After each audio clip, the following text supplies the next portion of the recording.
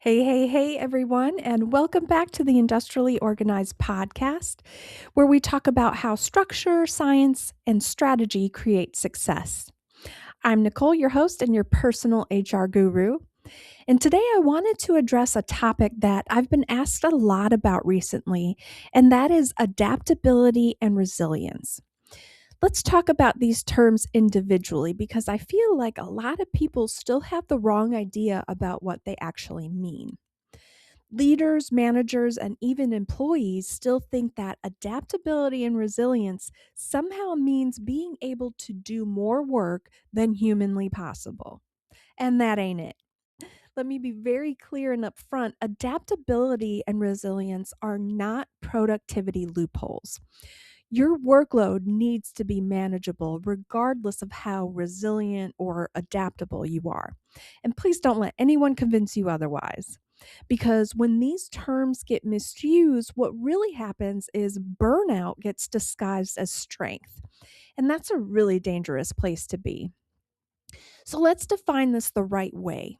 Adaptability refers to how you adjust to change, not how you rearrange your personal life to absorb more work. It's about change management, not self sacrifice. Things happen in organizations that are completely inevitable. Reorganizations, new leadership, new systems and technology like hello AI, or new products or shifting priorities. Change is constant, it's not optional. So, adaptability becomes the question of how equipped are you and your team to respond to change? Can you adjust your processes, shift your systems, even rethink your approach to work? But most importantly, can you let go of what feels comfortable? Because here's the truth, change isn't hard because it's bad. Change is hard because it disrupts your comfy. We love our routines. We love systems that let our brain go on autopilot. That's efficiency for the brain. Less thinking equals less stress, which feels safe.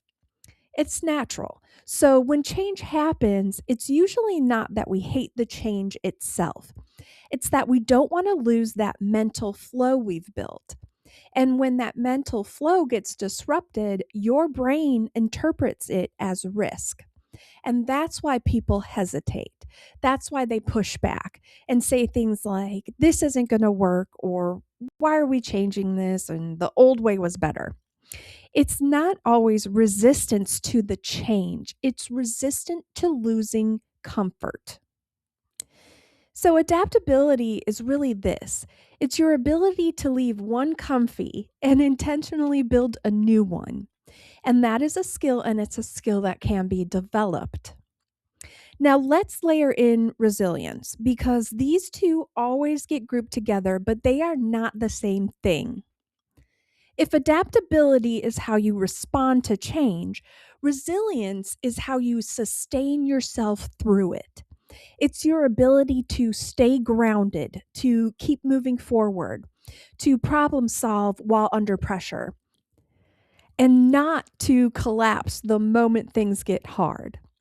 Resilience is what happens after the change hits. Let's use a real world example. Let's look at COVID. That was one of the biggest real time case studies of adaptability and resilience we've ever seen. Companies and employees had to figure out how to keep business going without being able to physically go into the office. That was the adaptability moment. The solution was everyone starts working from home. It was immediate. Some people loved it, some people hated it, but everyone had to adapt regardless because businesses still needed to operate. People still needed income. Life did not pause. So here's where resilience comes in. Once that change was implemented, problems started showing up. There was communication gaps. There were technology issues. There was feelings of isolation and blurred work-life boundaries. But what did people do? They didn't quit at the first sign of difficulty. They adjusted, they collaborated, they came together to figure it out. And they said, okay, this isn't perfect, but how can we make it work better? And over time, they saw productivity increased, flexibility improved, and new systems were built. And suddenly, something that felt impossible became normal. That is resilience. Resilience is not avoiding struggle, it's learning how to function effectively within it. Because remember this, people don't resist change as much as they resist the feeling of being unsupported during this change. That's the difference. If employees feel like they're on their own and expectations are unclear, workloads are unrealistic, and no one is listening, they will resist. Not because they're incapable, but because they just don't feel safe. So, if you're a leader, here's what actually builds adaptability and resilience in your team. You don't push harder.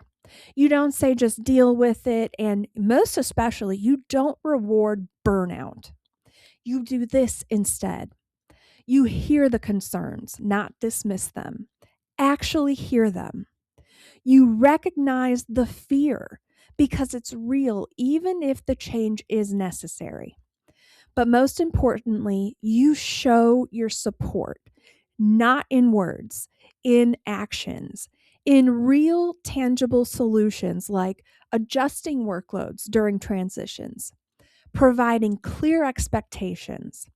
You create a space for questions and you give people the time to learn new systems. Because support is what rebuilds that comfy the brain is looking for.